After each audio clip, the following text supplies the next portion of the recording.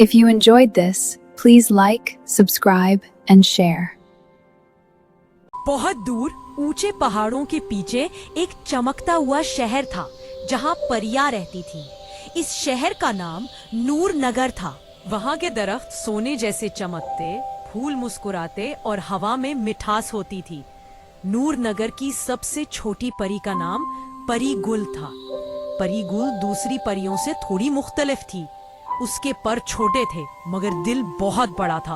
वो हमेशा इंसानों की मदद करना चाहती थी। एक दिन परी गुल अपनी जादुई झील के पास बैठी थी कि अचानक उसने जमीन से आती हुई एक उदासी भरी आवाज सुनी। नीचे गांव में एक गरीब बच्ची अमीना रो रही थी। उसके वालिद बीमार थे और घर में खाने को कुछ नहीं था।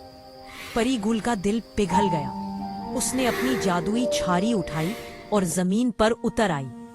वो अमीना के पास गई और प्यार से बोली, मत रो अमीना, मैं हूं ना। परी गुल ने अपनी जादुई छारी घुमाई।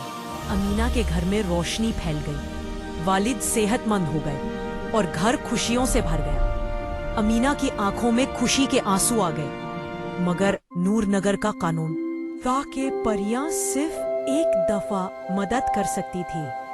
जब परियों की रानी को पता चला तो वो गुस्सा हो गई। रानी ने परी गुल को बुलाया और पूछा, तुमने कानून क्यों तोड़ा?